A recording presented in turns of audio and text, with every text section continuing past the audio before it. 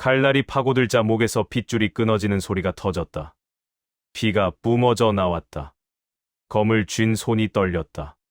상대의 목이 땅에 떨어지기 전에 한결은 검을 거두고 돌아섰지만 귓가에 울려 퍼지는 함성 소리가 오히려 그를 더욱 차갑게 만들었다. 승자, 천검문 한결. 천검문 무술대회 결승전이었고 수백 명의 제자들과 장로들이 지켜보는 가운데 한결은 고개를 들지 못한 채 그 자리에 서 있었다.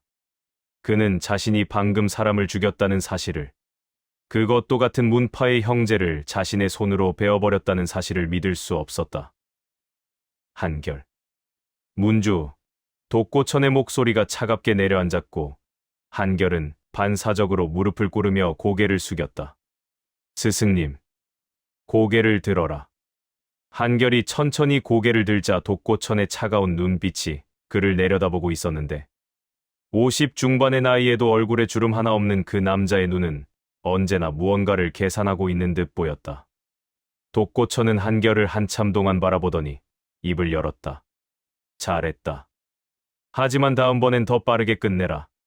상대에게 고통을 주는 건 자비가 아니라 나약함이고 나약함은 강호에서 죽음을 의미한다. 예, 스승님. 한결은 일어서며 대답했지만 그의 손은 여전히 떨리고 있었고 주변에 모여든 동문들의 시선이 모두 그에게 꽂혀 있다는 것을 느낄 수 있었다. 20살, 천검문에 들어온 지 15년이 지났고 한결은 독고천의 가장 아끼는 제자이자 차기 문주로 점찍힌 존재였다. 무술대회가 끝나고 한결은 자신의 처소로 돌아왔는데 좁은 방과 낡은 책상 그리고 창문 너머로 들어오는 달빛만이 그를 맞이했다. 그는 검을 벽에 기대어 두고 손을 씻었지만 물이 빨갛게 물드는 것을 보며 오늘 일이 꿈이 아니었음을 다시 한번 깨달았다. 형님. 뒤에서 들려온 목소리에 한결이 돌아보니 동문 중 막내인 소운이 문 밖에 서 있었는데 16의 어린 나이에도 한결을 따르는 몇 안 되는 제자 중 하나였던 그 아이는 걱정스러운 표정으로 한결을 바라보고 있었다. 소운아, 왜 안 자고 있어? 형님, 괜찮으세요? 오늘 강우 사형을.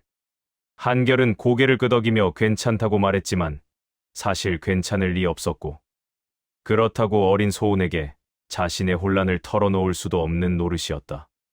소운은 잠시 망설이다가 조심스럽게 입을 열었다. 형님이 이기셔서 다들 기뻐하고 있어요. 문주님께서도 형님을 차기 문주로 생각하신다고 하고요. 그런데 장로님들이 형님을 안 좋게 보신대요. 형님이 너무 빨리 강해지셔서 위협을 느끼신다나 뭐라나. 한결은 씁쓸하게 웃었는데 사실 그것은 이미 알고 있는 일이었다. 천검문에는 5명의 장로가 있었고 그중 셋은 한결이 문주가 되는 것을 원하지 않았으며 특히 대장로 성무지는 자신의 아들을 후계자로 만들려고 호시탐탐 기회를 노리고 있었다. 신경 쓰지 마. 괜찮아. 어서 가서 쉬어. 소운을 돌려보낸 후 한결은 창밖을 바라보았는데 달이 유난히 밝아서 천검문의 지붕들이 검게 윤곽만 드러나 보였다. 그는 자신이 왜 여기 있는지 몰랐고 5살 때 이곳에 왔을 때의 기억도 희미했으며 부모가 누군지 어디서 왔는지 아무것도 기억나지 않았다. 독고천이 그를 데려왔고 이름을 지어주었으며 검을 쥐어주었다. 넌 천재다. 독고천은 그렇게 말했고 한결은 검을 배웠다. 다른 제자들이 1년 걸릴 것을 한결은 한 달 만에 익혔고 10년이 지나자 문파의 장로들조차 한결을 이기지 못하게 되었다.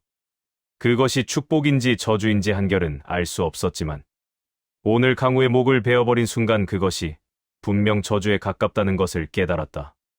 한결은 침상에 누워 잠을 청했지만 잠이 오지 않았고 오늘 죽인 강우의 얼굴이 계속 떠올라 그를 괴롭혔다. 강우는 한결보다 5살 많았고 무술대회에서 3번이나 우승한 고수였으며 평소 한결에게 친절했던 사람이었다. 하지만 한결의 검 앞에서는 아무것도 아니었고 검 한 번에 목이 날아가 버렸다. 한참을 뒤척이던 한결은 결국 잠에 빠져들었고 꿈을 꾸었는데 꿈속에서 그는 어린아이였고 불타는 말과 비명소리, 그리고 칼을 든 남자들이 보였다. 그 중 한 명이 어린 한결을 안아 올렸는데 얼굴은 보이지 않았지만 목소리는 또렷하게 들렸다. 이 아이는 내가 데려간다. 그것은 독고천의 목소리였다. 한결은 온몸이 땀으로 젖은 채 잠에서 깼고 아직 해가 뜨지 않은 새벽이었지만 더 이상 잠을 잘 수 없어서 검을 들고 밖으로 나갔다. 훈련장에는 아무도 없었고 한결은 검을 휘둘렀는데 한 번, 두 번, 100번을 넘기자 땀이 흘렀고 숨이 거칠어졌다. 여전히 부지런하구나. 독고천이었고 한결은 검을 멈추고 돌아보며 무릎을 꿇었다. 스승님, 새벽부터 수련이냐? 하지만 한결아, 넌 이미 충분히 강하다. 독고천이 다가와 한결의 어깨에 손을 얹었는데 그것은 평소의 차가운 독고천과는 다른 모습이었고 한결은 놀라서 스승의 얼굴을 바라보았다. 독고천의 눈빛이 흔들리고 있었고 그것은 한결이 본 적 없는 감정이었다. 한결아, 넌 내 자식 같은 존재다. 하지만 강호는 냉혹하고 자식이라도 강하지 못하면 소용없다. 알겠느냐? 예, 스승님. 독고천은 손을 거두고 돌아서며 말했다. 오늘 저녁 내 처소로 와라. 내가 알아야 할 것들이 있다. 그 말을 남기고 독고천은 사라졌고 한결은 다시 검을 휘둘렀지만 마음이 편하지 않았다. 독고천의 눈빛, 그 안에 무언가 숨겨진 것이 있었고 그것이 무엇인지 알 수 없어서 오히려 더 불안했다. 해가 떴고 천검문이 깨어났으며 제자들이 훈련장으로 모여들었지만 모두가 한결을 보며 고개를 숙였는데 그것은 존경이 아니라 두려움이었다. 한결은 그것을 알았지만 어쩔 수 없었고 그는 강했으며 그것이 그의 죄였다. 저녁이 되어 한결은 독고천의 처소로 향했는데 문이 열려 있었고 안으로 들어가자 독고천이 차를 마시며 그를 기다리고 있었다. 앉아라. 한결이 앉자 독고천이 차를 따라주었고 한결은 그것을 받아 마셨다. 따뜻했지만 마음은 차가웠고 독고천은 한참 동안 침묵하다가 입을 열었다. 한결아, 내가 천검문에 온 지 15년이 되었구나. 15년 동안 넌 한 번도 내게 묻지 않았다. 내 부모가 누군지, 왜 여기 있는지. 한결은 입을 다물었는데 사실 궁금했지만 묻지 못했던 것은 독고천의 얼굴이 두려워서였다. 독고천은 잔을 내려놓으며 계속 말했다.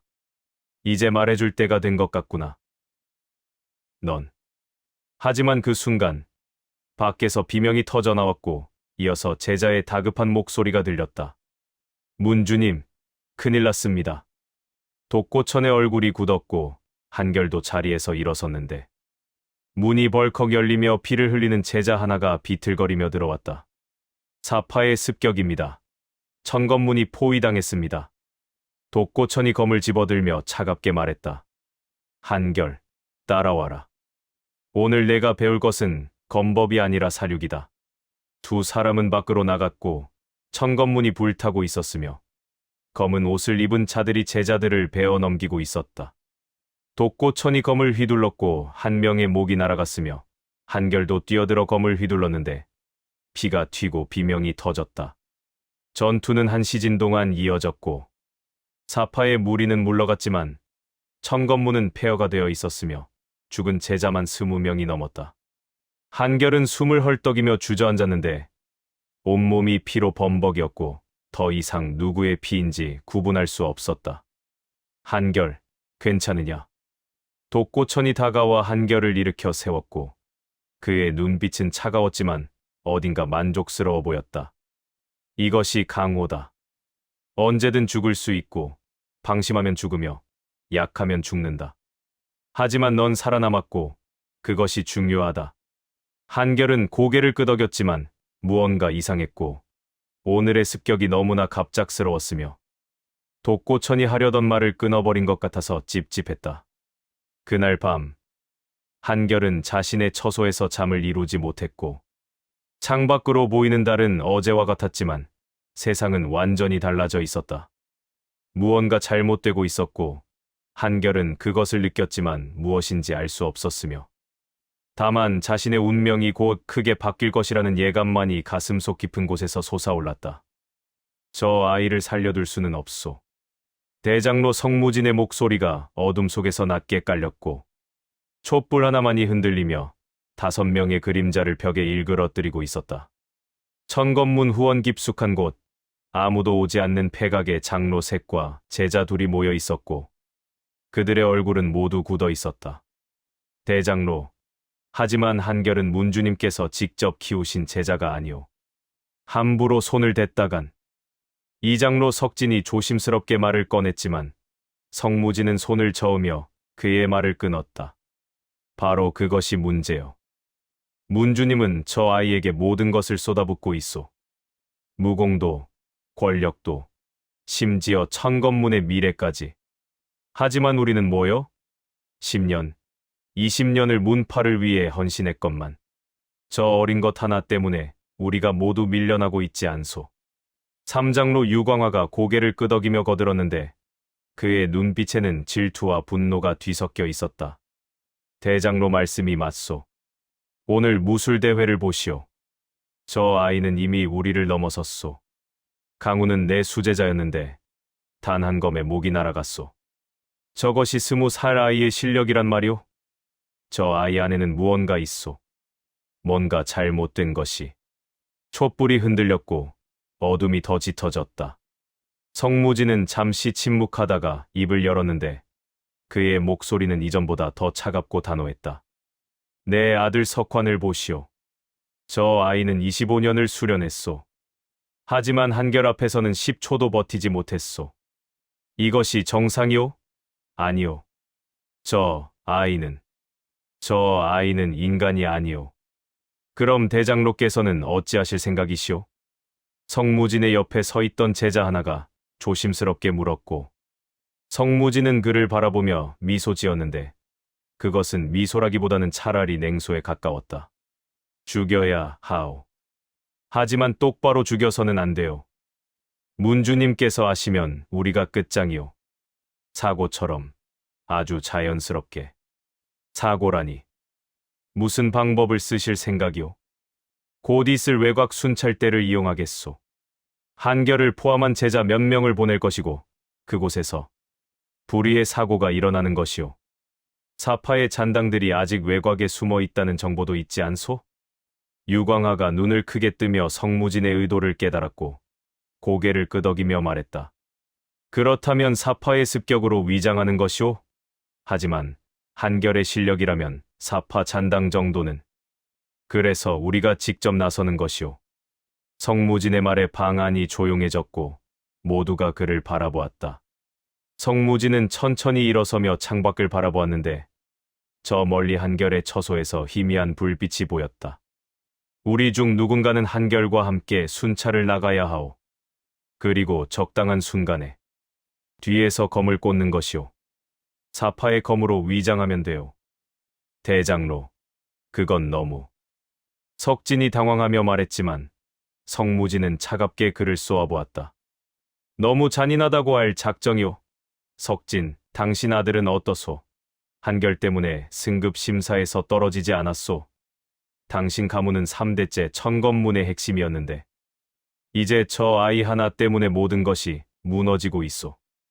당신도 마찬가지 아니오? 석진은 입을 다물었고 결국 고개를 끄덕였다.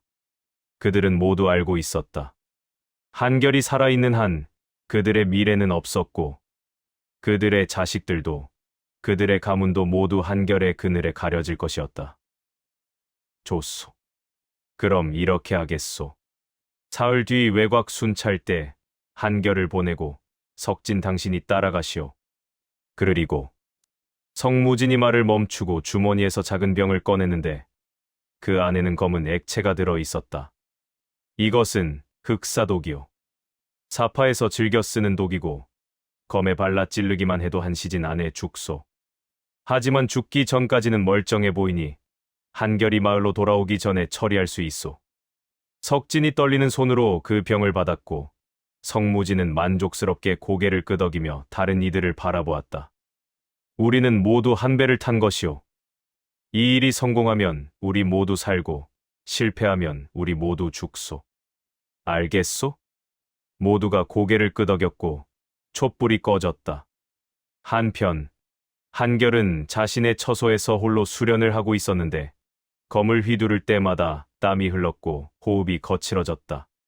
그는 오늘 독고천이 하려던 말이 무엇이었는지 궁금했지만 사파의 습격 이후로 독고천은 바빠서 한결을 부르지 않았다. 형님. 서운이 문을 두드리며 들어왔고 한결은 검을 내려놓으며 그를 바라보았다. 서운아, 무슨 일이야? 형님, 사흘 뒤에 외곽 순찰이 있대요. 문주님께서 형님을 포함해서 몇 명을 보내신다고 하시는데 한결은 고개를 끄덕였는데 외곽 순찰은 정기적으로 돌아가는 임무였고 특별할 것도 없었다. 알았어. 누가 같이 가? 석진 장로님이랑 제자 몇 명이요.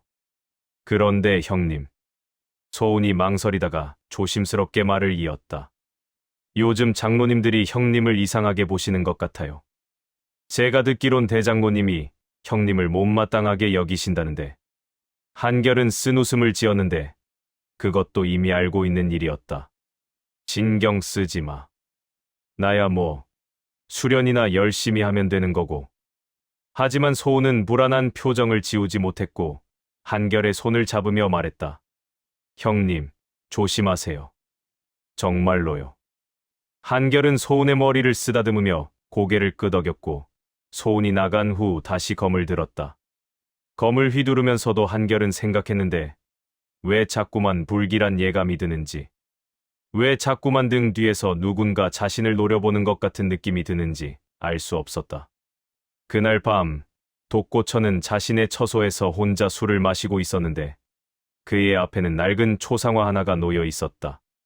그림 속 여인은 아름다웠고 눈빛은 차가웠으며 어딘가 한결과 닮아 있었다. 한결아. 독고천은 중얼거렸고 술잔을 비웠다. 내가 너를 지킬 수 있을까? 하지만 대답은 없었고 촛불만이 흔들리며 그의 그림자를 벽에 드리웠다. 독고천은 알고 있었다. 장로들이 움직이고 있다는 것을, 한결을 죽이려 한다는 것을. 하지만 그는 막지 않았고 오히려 그것을 이용하려 했다. 한결아, 내가 살아남는다면, 내가 정말로 그 피를 이어받았다면 넌 살아남을 것이다. 독고천의 눈빛이 차갑게 빛났고 그는 초상화를 서랍 속에 넣으며 일어섰다. 사흘 뒤 모든 것이 결정될 것이었고 한결이 살아 돌아온다면 독고천은 그에게 진실을 말해줄 것이었다. 하지만 만약 죽는다면 그것도 운명이었다. 천검문의 밤은 깊어갔고 어둠 속에서 음모는 익어가고 있었으며 한결은 아무것도 모른 채 검을 휘두르고 있었다. 칼끝이 등을 향했을 때 한결은 그것을 느꼈지만 이미 늦었다. 한결의 입에서 신음이 터져나왔고 등에서 뜨거운 무언가가 퍼져나가는 것을 느꼈는데 그것은 고통이 아니라 마비였다. 그의 다리가 풀렸고 검이 손에서 떨어졌으며 눈앞이 흐려지기 시작했다. 석진 장로님. 왜? 한결이 고개를 돌려 뒤를 바라보았을 때 석진은 피 묻은 검을 들고 차갑게 서 있었고 그의 얼굴에는 어떤 감정도 없었다. 그저 냉혹한 살이만이 가득했다. 미안하다, 한결. 하지만 넌 너무 강했다. 너무 빨리 강해졌어. 한결의 몸이 앞으로 쓰러졌고 바닥에 부딪히는 순간 입에서 피가 흘러나왔다. 극사독이었다. 사파가 쓰는 그 지독한 독이 지금 그의 몸속을 파고들고 있었고 내공이 흐트러지며 단전이 끊어지는 것 같은 고통이 밀려왔다. 지금으로부터 3시즌 전 한결은 석진 장로와 함께 외곽 순찰을 나섰었다. 함께 간 제자는 5명이었고 모두 평소 한결과 가까운 사이가 아닌 자들이었다. 한결은 이상함을 느꼈지만 명령이었기에 따를 수밖에 없었다. 한결, 저 앞 계곡 쪽을 확인해보자. 사파 잔당이 숨어 있을 수 있다. 석진의 말에 한결은 고개를 끄덕이며 앞장섰고 계곡으로 들어서자 주변이 조용해졌다.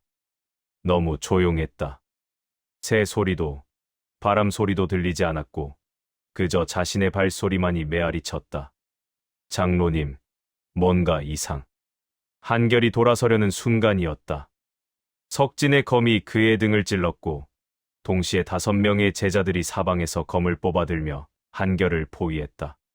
한결은 본능적으로 검을 뽑으려 했지만 몸이 움직이지 않았고 독이 이미 퍼지고 있었다. 왜 이러십니까? 왜냐고, 한결아. 넌 너무 눈부셨다. 그 빛이 우리 모두를 어둠 속으로 밀어넣었어. 넌 죄가 없지.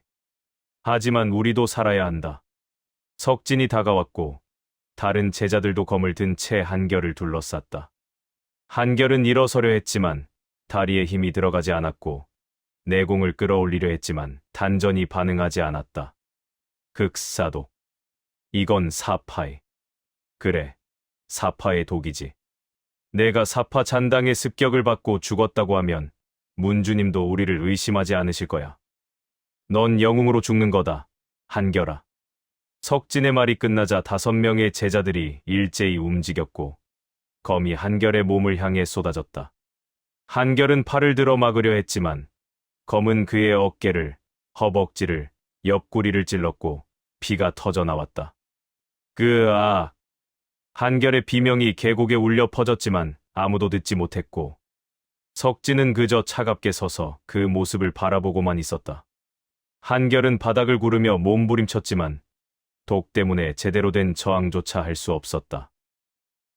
이제 끝내자. 석진이 검을 들어 올렸고 한결의 심장을 향해 내리꽂으려는 순간 한결의 눈이 번쩍 떠졌다. 그 눈빛은 이전과 달랐고 그 안에는 분노와 증오, 그리고 무언가 다른 것이 섞여 있었다. 감히 나를. 한결의 목소리가 낮게 깔렸고 그의 몸에서 붉은 기운이 솟아올랐다. 석진은 놀라서 뒤로 물러났고 제자들도 당황하며 검을 들었다. 한결은 비틀거리며 일어섰는데 극사독에 중독된 몸이었지만 무언가 다른 힘이 그를 지탱하고 있었다. 이건 말도 안 돼. 극사독에 당했으면 움직일 수조차 없어야 하는데. 석진이 외쳤고 한결은 피를 흘리며 그들을 노려보았다. 하지만 그것도 잠시. 한결의 다리가 다시 풀렸고 그는 무릎을 꿇었다. 힘이 빠져나갔고 독이 심장에 도달하고 있었다. 지금이다. 모두 함께 공격해. 석진의 명령에 6명이 일제히 장력을 모았고 그들의 손에서 강기가 뿜어져 나와 한결의 몸을 강타했다. 한결의 몸이 공중으로 튕겨나갔고 등에서 뭔가 부서지는 소리가 들렸다. 단전이었다. 한결의 절규가 하늘을 찔렀고 그의 몸은 바닥에 떨어져 꿈틀거렸다. 내공이 사라졌고 15년간 쌓아온 모든 것이 한순간에 무너져 내렸다. 한결은 피를 토하며 바닥을 긁었지만 더 이상 아무것도 할 수 없었다. 됐어. 이제 절벽으로 밀어버려. 아무도 시체를 찾지 못할 거야. 석진이 차갑게 말했고 제자들이 한결의 몸을 끌고 절벽 쪽으로 향했다. 한결은 저항하려 했지만 팔 하나 움직일 수 없었고 그저 끌려가는 것만을 느낄 수 있었다. 절벽 끝에 섰을 때 한결은 아래를 내려다보았다. 끝이 보이지 않는 심연이었고 안개가 자욱해서 바닥이 어디인지조차 알 수 없었다.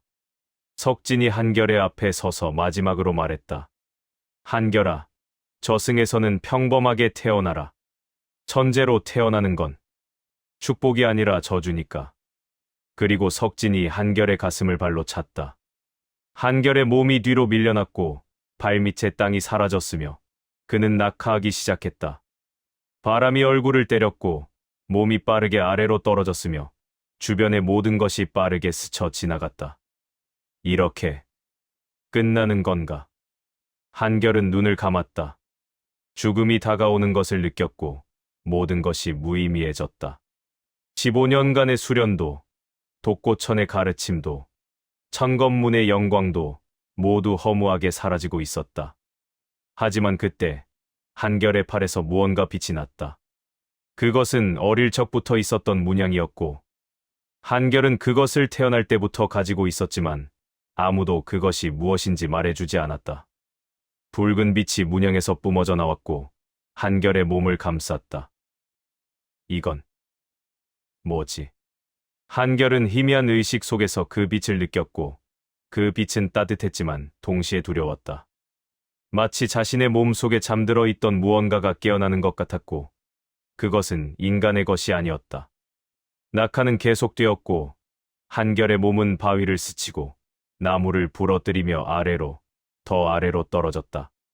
피가 흘렀고 뼈가 부러졌으며 의식이 흐려졌다. 하지만 한결은 죽지 않았고 그 붉은 빛이 그를 보호하고 있었다. 얼마나 떨어졌을까? 한결의 몸이 무언가 차가운 것에 부딪혔고 물소리가 들렸다. 그는 물속으로 빠져들었고 차가운 물이 그의 몸을 감쌌다. 의식이 완전히 사라지기 직전 한결은 무언가를 보았다. 동굴이었다. 물속 깊은 곳에 숨겨진 거대한 동굴이 있었고 그곳에서 검은 기운이 흘러나오고 있었다. 한결의 몸은 그 검은 기운에 이끌려 동굴 속으로 빨려 들어갔고 그는 완전히 의식을 잃었다. 절벽 위에서 석진과 제자들은 한참 동안 아래를 내려다보았지만 아무것도 보이지 않았다. 안개가 너무 짙었고 한결이 어디로 떨어졌는지 알 수 없었다. 죽었겠지. 제자 하나가 물었고 석진은 고개를 끄덕였다. 저 높이에서 떨어졌는데 살 리 없어. 게다가 단전까지 파괴됐고 극사도까지 들어갔어. 설령 추락사하지 않았어도 독으로 죽을 거야. 그럼 이제 어떻게 하죠? 청검문으로 돌아가서 보고한다. 한결이 사파 잔당의 습격을 받고 절벽으로 떨어졌다고. 우리도 겨우 살아남았다고. 제자들은 고개를 끄덕였고 그들은 서로의 몸에 상처를 내어 싸움의 흔적을 만들었다. 석진은 마지막으로 절벽 아래를 내려다보며 중얼거렸다. 미안하다, 한결. 하지만 이것이 강호다. 그들은 돌아섰고 절벽은 다시 고요해졌다.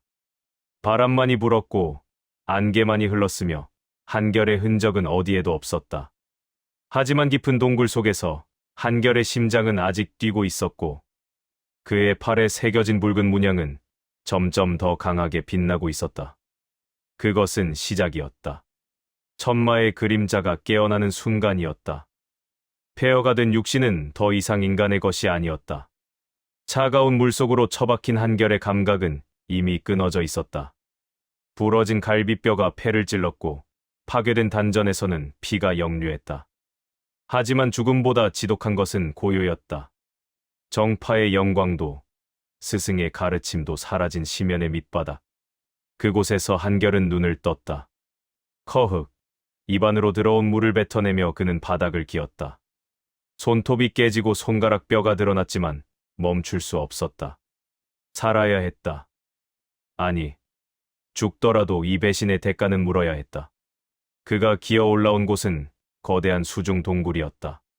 천장에는 기이한 광석들이 매달려 창백한 빛을 내뿜고 있었고 동굴 벽은 누군가 검은 먹을 뿌려놓은 듯 어둡게 물들어 있었다. 공기 중에는 피 냄새와는 다른 등줄기를 서늘하게 만드는 마의 기운이 자욱했다.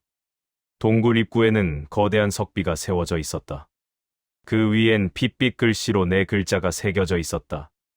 무간지옥, 이곳이 죽음의 끝인가? 한결은 실소했다. 정파의 일원으로 평생을 살아온 그가 떨어진 곳이 고대 마교의 성지라니.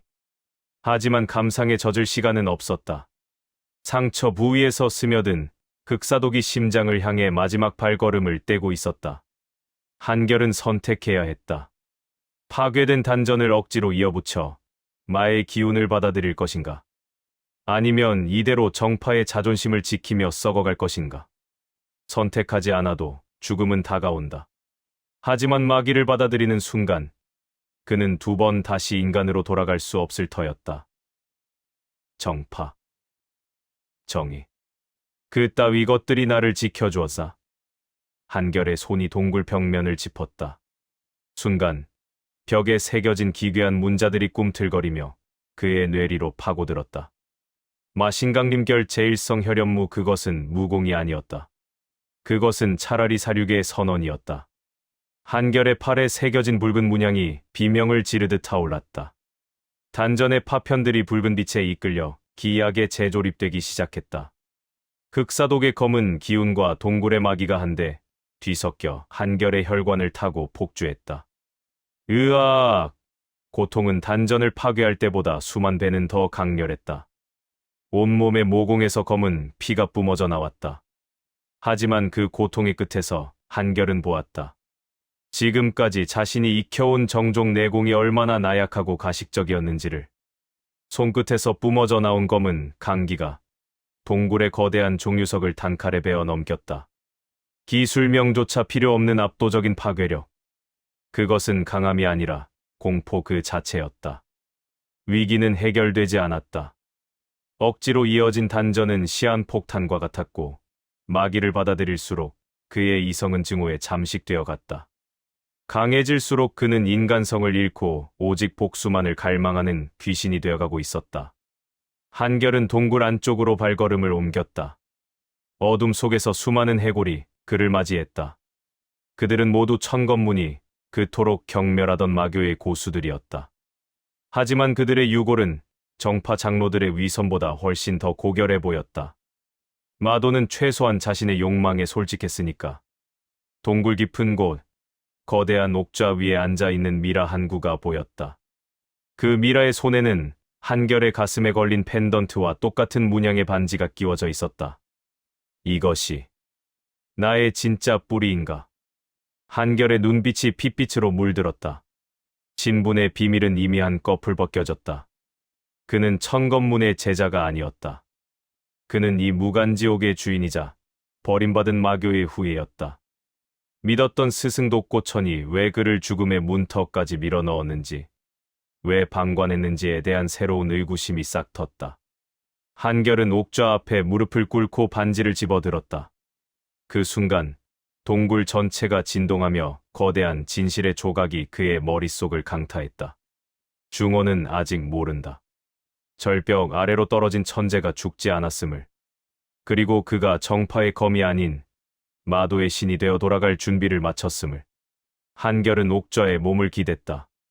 다음 성장 단계인 혈마체의 완성을 위해. 그는 이 지옥 같은 어둠 속에서 자신의 살을 깎고 뼈를 태워야 할 것이다. 그의 입가에 잔혹한 미소가 걸렸다. 사흘 뒤 천검문의 장로들은 한결의 죽음을 축하하겠지만 훗날 그들이 마주할 것은 자신들이 만든 괴물의 심판뿐이리라. 어둠 속에서 붉은 안광이 번뜩였다. 새로운 전설, 아니 재앙의 시작이었다. 시신은 109가 넘었다. 한결이 옥좌에서 일어나 동굴 깊숙이 들어가자 그들이 보였는데 모두 벽에 기대거나 바닥에 앉은 채 죽어 있었고, 어떤 이는 검을 쥔 채, 어떤 이는 경전을 펼친 채, 어떤 이는 하늘을 향해 손을 뻗은 채 그대로 굳어 있었다. 1000년, 아니 그보다 더 오래전에 죽었을 텐데도 시신들은 썩지 않았고 마귀가 그들을 미라로 보존해 놓았다. 이들이 모두 마교의 고수들인가?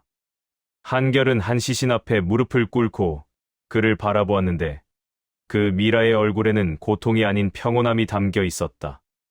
마치 자신의 죽음을 받아들이고 기다린 것처럼, 혹은 무언가를 다음 세대에게 전하기 위해 이곳에서 최후를 맞이한 것처럼 보였다. 한결의 손이 그 미라의 가슴에 놓인 책을 집어들었고, 책은 오래되어 부서질 것 같았지만 신기하게도 마귀로 인해 보존되어 있었다. 표지에는 붉은 글씨로 세 글자가 새겨져 있었다. 천마경. 한결의 손이 떨렸고 책을 펼치자 첫 장에 이렇게 적혀 있었다. 이것을 읽는 자여, 그대는 이미 인간의 길을 벗어났거나 곧 벗어날 것이다. 천마경은 축복이 아니라 저주이며 힘이 아니라 속박이다. 하지만 그대가 복수를 원한다면, 그대가 세상을 무너뜨리고 싶다면 이 경전은 그대의 것이다. 한결은 다음 장을 넘겼고 거기에는 천마신공의 제일 초식이 기록되어 있었는데 그것은 한결이 벽에서 배운 마신강림결보다 수십 배는 더 깊고 위험한 것이었다. 내용을 읽을수록 한결의 얼굴이 창백해졌는데 이 무공을 익히려면 자신의 혈육을 태워야 하고 뼈를 깎아야 하며 영혼마저 마에게 바쳐야 했다. 이것을 정말 배워야 하는가? 한결은 책을 내려놓고 다른 시신들을 바라보았고 그들 모두 손에 무언가를 쥐고 있거나 곁에 놓여 있는 것을 볼 수 있었다. 한결은 일어나 그들 사이를 걸었고 하나씩 그들의 유산을 확인했다. 한 구의 시신은 무골 위에 장갑을 끼고 있었는데 그 장갑에서는 도끼가 스며나오고 있었다. 한결이 조심스럽게 장갑을 벗기자 시신의 손은 검게 변해 있었고 장갑 안쪽에는 작은 비서가 숨겨져 있었다. 만독수 천하의 모든 독을 손안에 담는 법. 한결은 그것을 주머니에 넣었고 다음 시신으로 향했다. 그 시신은 검을 쥔 채 죽어 있었는데 검은 이미 녹슬어 부러져 있었지만 검 옆에는 검법 비서가 놓여 있었다. 혈영검 그림자가 검이 되고 검이 그림자가 되는 경지. 한결은 그것도 집어들었고 계속해서 시신들 사이를 걸으며 비서들을 모았다. 경신술, 장법, 암기술, 독공, 신법 모두 정파에서는 금기시되는 것들이었지만 한결에게는 더 이상 금기 같은 것은 없었다. 배신당하고 죽을 뻔하고 마귀를 받아들인 순간부터 그는 이미 정파의 사람이 아니었다. 동굴 가장 깊은 곳에 도달했을 때 한결은 가장 거대한 시신을 발견했는데 그것은 옥좌에 앉은 미라보다 2배는 컸고 온몸이 검은 갑옷으로 감싸여 있었다. 갑옷은 마귀를 머금고 있어서 희미하게 빛나고 있었고 그 시신의 손에는 거대한 경전 하나가 놓여 있었다. 한결이 다가가자 경전에서 붉은 빛이 뿜어져 나왔고 그의 팔에 새겨진 문양이 반응하며 타올랐다. 한결은 경전을 집어들었고 표지를 보는 순간 온몸에 전율이 흘렀다. 천마멸천권 하늘 쫓아 무너뜨리는 마신의 권법. 이것이었다. 한결이 진정으로 찾아야 할 것이 천마경이 기초라면 천마멸천권은 완성이었고 마신강림결이 시작이라면 이것은 끝이었다. 한결은 경전을 펼쳤고 첫 장에 이렇게 적혀 있었다. 이 권법을 익히는 자는 인간을 버리고 마신이 된다. 육신은 무기가 되고 피는 독이 되며 영혼은 저주가 된다. 하지만 그 대가로 그대는 세상을 심판할 힘을 얻을 것이다. 한결의 입가에 미소가 번졌는데 그것은 광기에 가까운 것이었다. 그는 경전을 가슴에 안고 뒤를 돌아 나왔고 수백 구의 시신들을 바라보며 말했다. 선배들, 그대들의 유산을 제가 이어받겠습니다. 정파가 그대들을 말아 부르고 경멸했지만 저는 그대들이 더 솔직했다고 생각합니다. 그대들은 힘을 원했고 복수를 원했으며 세상을 바꾸기를 원했습니다. 저도 마찬가지입니다. 한결은 무릎을 꿇고 절을 올렸고 시신들은 아무 말도 하지 않았지만 동굴에 가득한 마귀가 흔들리며 그를 인정하는 것 같았다. 한결은 일어나 옥좌 쪽으로 돌아왔고 그곳의 모든 비서들을 펼쳐놓았다. 천마경, 천마멸천권, 만독수, 혈영검, 그리고 수십 권의 다른 비서들. 한결은 그것들을 하나씩 읽기 시작했고 읽을수록 정파의 무공이 얼마나 위선적이고 제한적이었는지 깨달았다. 정파는 말했다. 무공은 선을 위한 것이라고, 강함은 약자를 지키기 위한 것이라고. 하지만 그것은 거짓이었다. 정파의 장로들은 권력을 위해 제자를 죽였고 독고처는 무언가 숨기고 있었으며 천검문은 겉으로는 명문이었지만 속으로는 썩어 있었다. 마도가 솔직하다. 힘은 힘일 뿐이고 강함은 강함일 뿐이다. 선악 따위는 약자들이 만든 변명에 불과하다. 한결은 천마경을 다시 펼쳤고 첫 번째 수련법을 읽기 시작했다. 그것은 자신의 피를 끓여 마귀와 융합시키는 과정이었는데 극심한 고통이 따르고 실패하면 폭사할 위험이 있었다. 하지만 한결은 주저하지 않았다. 시작한다. 한결은 옥좌에 앉아 눈을 감았고 천마경의 신법을 따라 내공을 운용하기 시작했다. 파괴되었다가 재조립된 단전이 삐걱거리며 돌아갔고 마귀가 혈관을 타고 흐르기 시작했다. 한결의 몸에서 열기가 뿜어져 나왔고 피부가 붉게 변하더니 검게 타들어가기 시작했다. 한결의 입에서 신음이 터져 나왔지만 그는 심법을 멈추지 않았다. 천마경은 말했다. 고통을 견디지 못하면 폭사하고 견디면 다음 단계로 나아간다고. 한결은 이를 악물고 버텼고 피가 끓어올랐으며 뼈가 녹는 것 같은 고통이 전신을 휩쓸었다. 한 시즌이 지났고 한결의 몸에서 검은 연기가 피어올랐다. 두 시즌이 지나자 그의 피부가 갈라지며 피가 흘렀다. 세 시즌째.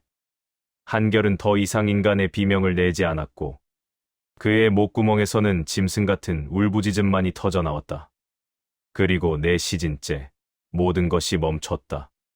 한결은 눈을 떴고 그의 눈동자는 더 이상 검은색이 아니었다.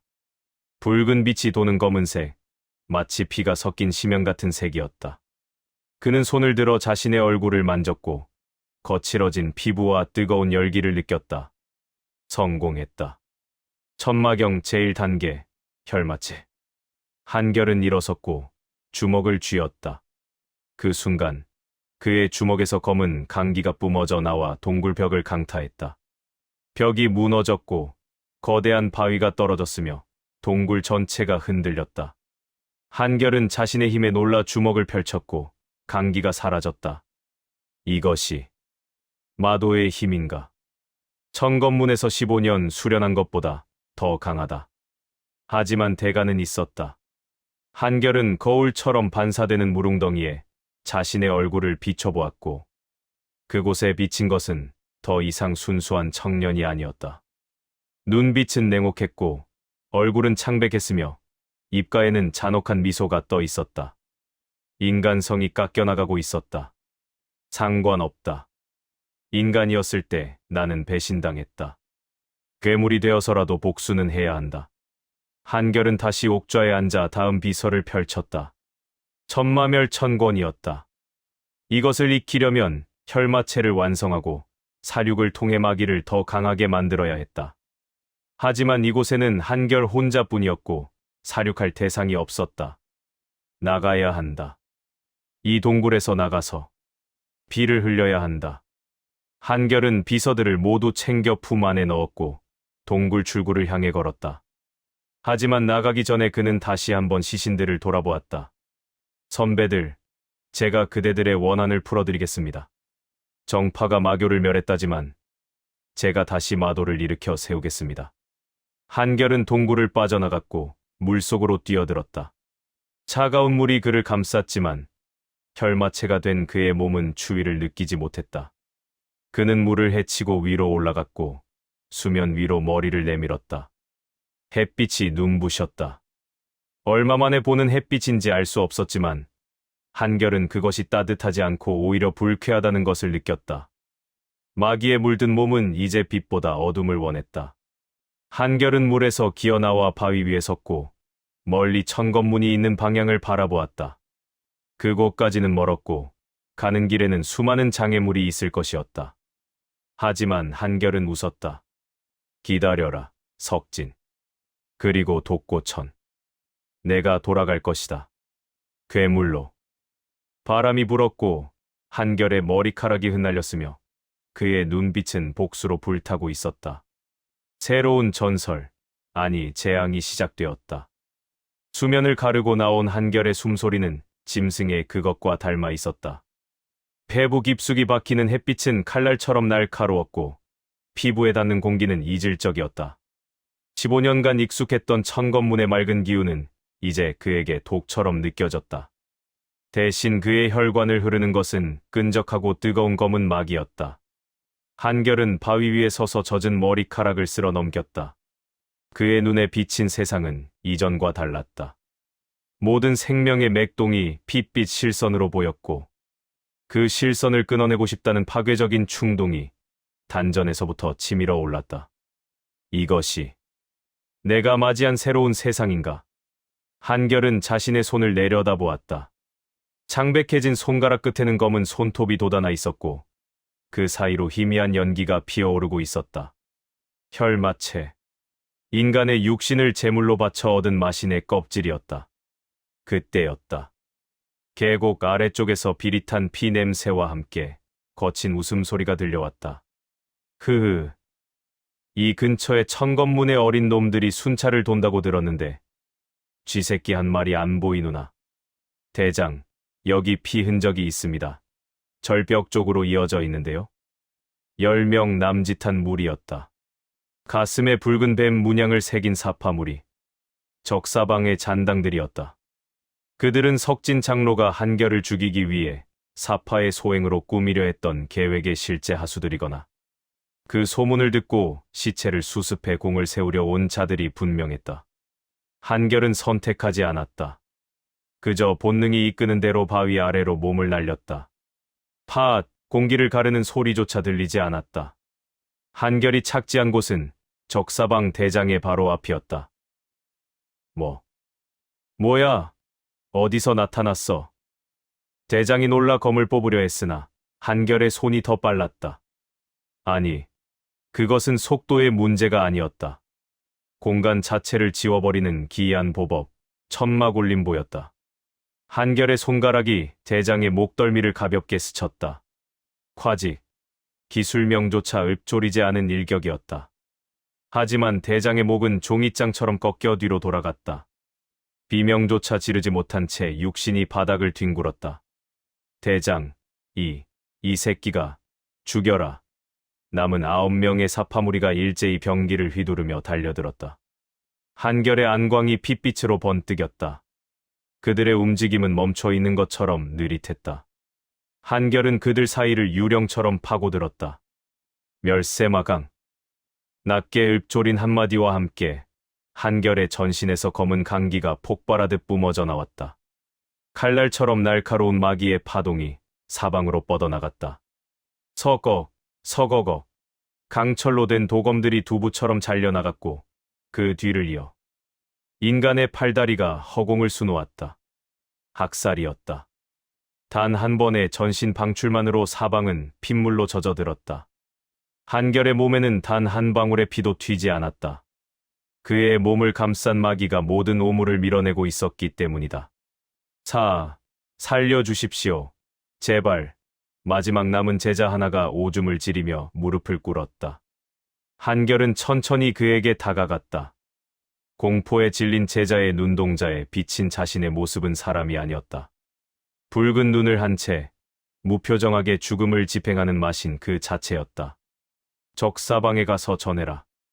한결의 목소리가 동굴 속에서 울리던 기괴한 잔향을 머금고 울려 퍼졌다. 제자는 벌벌 떨며 고개를 조아렸다. 무엇을 전하면 되겠습니까? 아무것도 전하지 마라. 예. 한결의 발끝이 제자의 머리를 강타했다. 머리통이 수박처럼 으깨지며 뇌수가 바위에 뿌려졌다. 살려줄 생각 따위는 애초에 없었다.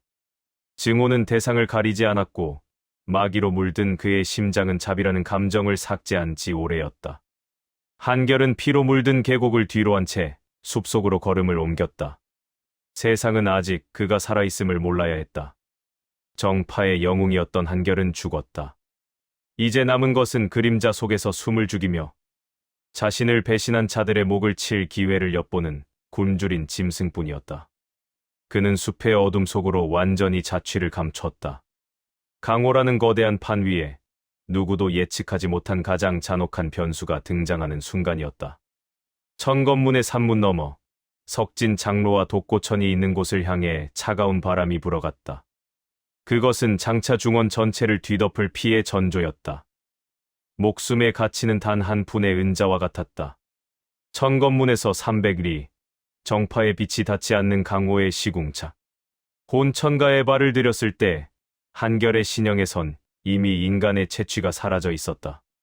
한 달간 숲과 버려진 사찰을 전전하며 익힌 천마멸천권의 기운은 그의 골격을 뒤바꿨고 눈동자엔 핏빛 안광을 심어놓았다.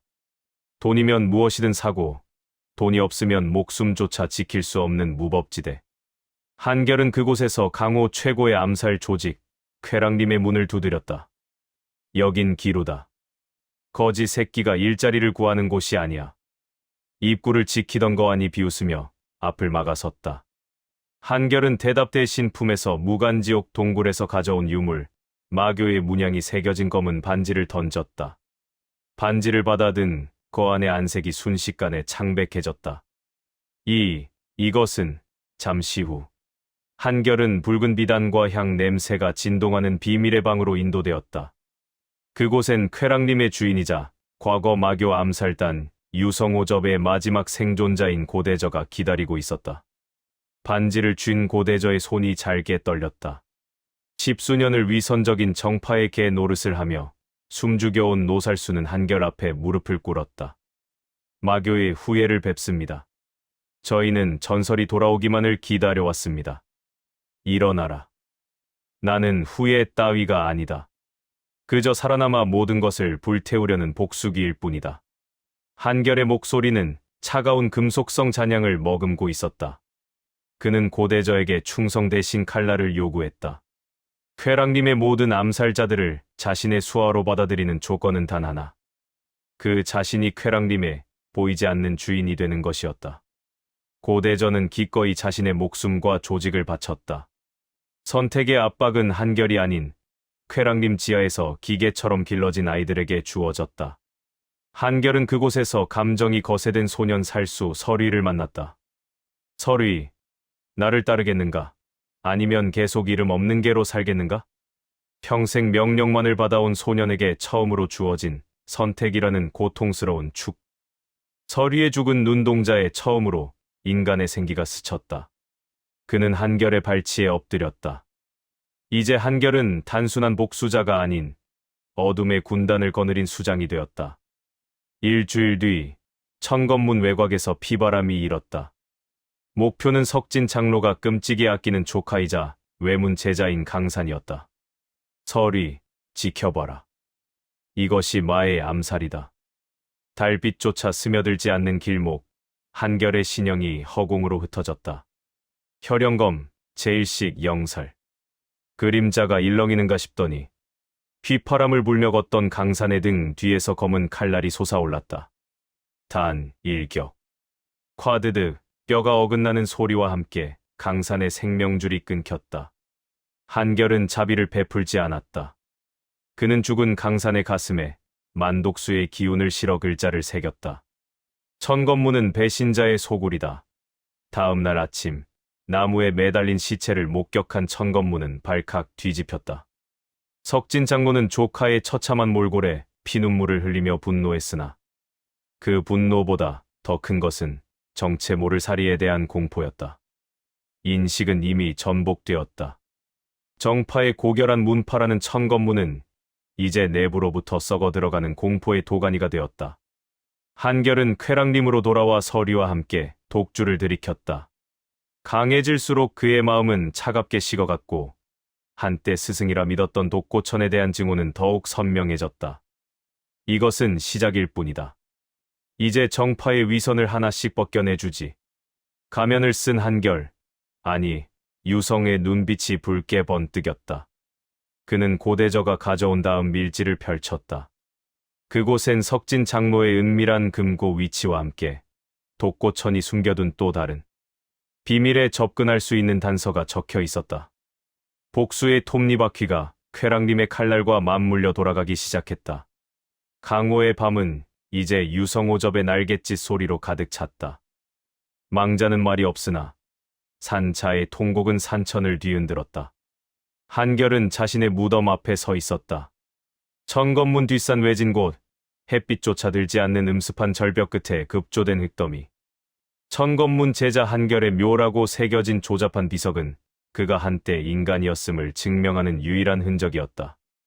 하지만 그 무덤 아래에 잠든 것은 한결의 시체가 아니라 그가 버리고 간 정파의 자부심과 나약한 연민뿐이었다. 한결이 너가 이렇게 죽다니. 어둠 속에서 살기 어린 음성이 들렸다. 한결은 신형을 숨긴 채 숨을 죽였다. 쾌랑림의 보법인 유성보는 공기의 흐름조차 지워버렸다. 비석 앞에는 한 남자가 서 있었다. 천검문의 문주이자 한결에게 무공을 가르치고 세상의 전부였던 스승, 독고천이었다. 독고천의 손에는 평소 그가 입에 대지도 않던 독주 한 병이 들려 있었다. 그는 제자의 가묘 앞에 술을 따르며 낮게 읊조렸다. 목소리는 술기운 때문인지 아니면 억눌린 감정 때문인지 몹시 잠겨 있었다. 죽어서도 편히 쉬지 못하겠구나. 내 놈이 죽은 자리에 사파의 마귀가 서렸다는 보고가 들어왔다. 중원의 정의는 대체 어디로 사라졌단 말이냐. 한결은 삿갓 아래에서 주먹을 움켜쥐었다. 스승은 그것을 사파의 소행으로 믿으며 비통해하고 있었다. 독고천은 비석의 거친 표면을 어루만지며 떨리는 목소리로 말을 이었다. 한결아, 내가 너를 그 사지로 보낸 것은 내 안의 붉은 피가 사파의 칼날에 찢기기 전에 차라리 스스로 증명하기를 바랐기 때문이다. 마교의 성녀였던 내 어미를 닮았다면 그 절벽 아래의 마기 속에서라도 기어이 살아남을 줄 알았다. 아니, 살아남아야만 했다. 충격적인 진실이 한결의 뇌리를 강타했다. 스승은 이미 제자의 출생을 알고 있었고 정파 장로들의 살이로부터 그를 보호하기 위해 역설적으로 그를 죽음의 시험대로 밀어넣었다는 뜻인가? 그것은 뒤틀린 자비인가? 아니면 한자로의 검을 완성하기 위한 잔혹한 실험인가? 지식이 있어도 재능이 있어도 이 잔인한 인연의 고통은 한결의 심장을 갈기갈기 찢어놓았다. 하지만 돌아온 것은 내 놈의 부러진 검뿐이구나. 내가 틀렸던 것이냐? 너를 믿은 내가, 너를 사지로 등 떠민 내가 천하의 죄인이다. 독고천의 눈에서 굵은 눈물이 비석 위로 툭 떨어졌다. 그것은 무림 맹주조차 두려워하던 천하제일검의 눈물이 아니었다. 자식을 잃고 미쳐버린 늙은 아비의 통곡이었다. 한결은 당장이라도 튀어나가 스승의 가슴에 칼을 꽂고 싶으면서도 그 눈물에 무게의 발이 묶여 움직일 수 없었다. 정파는 위선적이라 욕하며 증오를 키워왔지만 눈앞의 스승은 그 어떤 마두보다도 솔직한 비탄을 토해내고 있었다. 순간 숲의 정적이 날카롭게 깨졌다. 슈슈, 어둠 속에서 대여섯 개의 암기가 독고천의 무방비한 등을 노리고 날아들었다. 석진 장로가 보낸 자객들이었다. 문주가 제자의 죽음으로 상심하여 홀로 산을 오른 틈을 타 권력을 찬탈하려는 음모였다. 독고천은 눈물을 닦지도 않은 채 소매를 휘둘러 암기를 쳐냈으나 독주와 슬픔에 젖은 육신은 평소보다 몹시 둔했다. 나타나라. 비겁한 쥐새끼들. 감히 이곳이 어디라고 발을 들이느냐. 어둠 속에서 검은 복면에 자객들이 쏟아져 나왔다. 위기가 해결되면 즉시 다음 위기가 찾아오는 법. 독고천이 포위당하자 한결은 본능적으로 검병에 손을 올렸다. 지금 스승을 구하는 것은 복수를 방해하는 나약함인가? 아니면 또 다른 기회인가? 도덕적 판단이 무너지는 찰나 혈마체의 마귀가 한결의 이성보다 먼저 폭발했다. 혈영검 제2식 성나 하늘에서 유성이 떨어지듯 핏빛 섬광이 자객들의 목을 휩쓸고 지나갔다. 비명조차 지르지 못한 채 3명의 머리가 허공으로 솟구쳤다. 독고천은 경악하며 고개를 돌렸다. 그곳엔 검은 가면을 쓴 살수 유성이 서 있었다. 제자의 무덤가에서 나타난 낯선 마두의 등장에 독고천의 눈동자가 흔들렸다. 너는 누구냐? 어찌하여 마교의 무공을 쓰며 이곳에 나타난 것이냐? 한결은 대답하지 않았다. 그는 스승이 제자의 무덤 앞에 남긴 깨진 술잔을 발로 짓밟았다. 그 무심한 발길질은 과거의 연을 끊어내겠다는 선언과도 같았다. 한결은 숲속에서 대기하던 서리를 향해 신호를 보냈다. 그림자 속에서 나타난 서리가 남은 자객들의 숨통을 끊어내자 산등성이엔 다시 무거운 정적이 내려앉았다.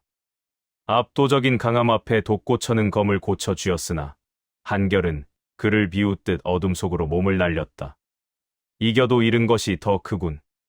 멀어지는 한결의 귓가에 스승의 망연자실한 외침이 들려왔지만 그는 돌아보지 않았다. 눈물은 보았으나 배신의 상처는 낫지 않았다. 오히려 그 눈물이 자신을 더 완벽한 살인병기로 만들기 위한 마지막 기만일지도 모른다는 의심이 독처럼 전신에 퍼져나갔다. 강해질수록 그는 인간의 온기를 믿지 못하게 되었고 복수를 향한 갈증은 더욱 깊은 공허를 불러왔다. 쾌랑림의 은신처로 돌아온 한결은 고대저가 가져온 정보를 펼쳤다. 석진 장로의 은밀한 자금줄이자 천검문의 보급을 담당하는 그군 상단에 대한 상세한 기록이었다. 다음은 석진의 팔다리를 자르겠다. 하나씩 천천히 말려 죽여주지. 한결은 서리에게 명령했다. 그의 눈은 이제 슬픔이 아닌 차가운 사리로 번뜩였다. 스승 독고천의 눈물이 진심이었는지 확인하는 방법은 단 하나뿐이었다. 천검문을 완전히 멸망의 벼랑 끝까지 몰아넣었을 때 그가 제자를 위해 모든 것을 버릴 수 있는지 지켜보는 것. 진실의 조각은 이제 더 큰 폭풍을 예고하고 있었다. 한결은 자신의 팔에 새겨진 붉은 문양이 비명을 지르듯 뜨겁게 타오르는 것을 느끼며 다음 단계인 혈마체의 진정한 개방을 준비했다. 중원의 밤은 이제 유성의 핏빛 섬광 아래 더욱 깊고 서늘하게 가라앉았다. 스승의 눈물은 세상에서 가장 지독한 독이었다. 무덤가에서 목격한 독고천의 통곡은 한결의 심장 가장 깊은 곳을 난도질했다. 복수의 칼날을 들이밀려던 손은 보기 흉하게 떨렸고 치밀하게 쌓아올렸던 증오의 성벽은 그 찰나의 연민 앞에 모래성처럼 허물어졌다. 은신처인 쾌랑림의 비밀 지실로 돌아온 한결은 단전을 쥐어짜는 고통의 바닥을 굴렀다. 핏빛 마귀가 이성과 뒤섞여 폭주하며 전신의 혈관을 터뜨릴 듯 요동쳤다. 끄악! 사부. 아니, 독고천, 나를 속이지 마라. 입가에서 검붉은 피가 분수처럼 솟구쳤다. 스승을 향한 죽일 듯한 원망과 그가 흘린 눈물에 흔들리는 나약한 자아가 정면으로 충돌하며 마귀를 광포하게 만들고 있었다. 지금 이 혼란을 정리하지 못하면 한결은 그 자리에서 자폭하여 육신이 비산하거나 평생을 자책과 의심 속에서 썩어가는 폐인이 될 터였다. 선택의 압박이 숨통을 조여왔다. 스승의 눈물을 믿고 다시 정파에 한결로 돌아가 무릎을 꿇을 것인가? 아니면 그 눈물조차 자신을 완벽한 살인 병기로 만들기 위한 마지막 기만이라 치부하며 인간의 감정을 도려낼 것인가? 전자를 선택하면 복수의 명분은 사라지고 배신당한 영혼은 영원히 안식처를 잃을 것이며 후자를 선택하면 그는 두 번 다시 따뜻한 햇살 아래를 걷는 인간으로 돌아갈 수 없었다. 둘 다 가질 수는 없었다. 누구를 버릴 것인가? 한결은 결국 자신의 인간성을 제단 위에 올렸다. 나를 사지로 밀어넣은 자의 눈물에 휘둘리기엔 내가 흘린 피가 너무나도 진하다. 한결은 서고 구서 먼지 쌓인 함 속에서 낡은 두루마리 하나를 거칠게 낚아챘다. 과거 마교의 은거 고수가 남겼다는 전설의 비서 묵향이었다. 마귀는 폭발하는 불길이 아니라 종이 위를 흐르는 고요한 먹물이어야 한다. 마음이 흔들리는 자는 결코 먹을 갈 수 없으며 먹을 갈지 못하는 자는 말을 논할 자격이 없다. 한결은 떨리는 몸을 억누르며 가부좌를 틀었다. 밖에서는 서리와 고대저가 문을 부술듯 두드리고 있었지만 한결은 기어이 폐쇄 진법을 발동시켜 외부와의 접촉을 차단했다. 그는 가슴 속에 남은 스승의 인자한 미소와 비통한 눈물을 강제로 끄집어내어 타오르는 마공의 불길 속에 단 한 조각도 남김없이 던져 넣었다. 쾅! 비밀 지실 전체가 한결의 기운에 눌려 비명을 지르며 침하했다. 핏빛으로 소용돌이 치던 마귀는 순식간에 차갑고 무거운 검은색으로 가라앉았다.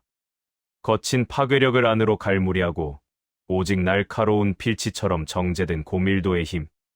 그것은 감정을 버리고 심연을 받아들인 자만이 도달할 수 있는 극마의 정수였다. 극마의 성취 묵마기 한결이 다시 눈을 떴을 때 그의 안광은 투명하다 못해 보는 이의 영혼까지 얼려버릴 듯한 심연을 닮아 있었다. 그가 천천히 손을 뻗어 허공을 긋자 파동조차 느껴지지 않는 진동이 단단한 청강석 벽을 소리도 없이 미세한 가루로 만들었다. 정파의 무학으로는 감히 상상조차 할 수 없는 물리적 법칙을 비웃는 압도적 강함이었다.